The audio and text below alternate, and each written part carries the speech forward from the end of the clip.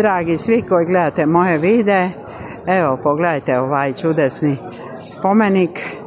Kad malo proučim šta on prikazuje i koga je napravio, onda ću vam to staviti u opis. A za sada evo snimam ovu sliku. Tu je svjetlo, to je kao ogledalo.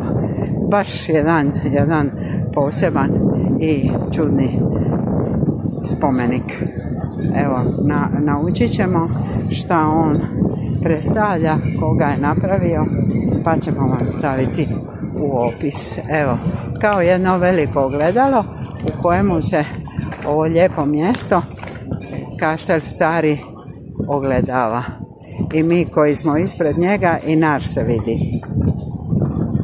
Evo, uživajte i dođite kad budete negdje blizu.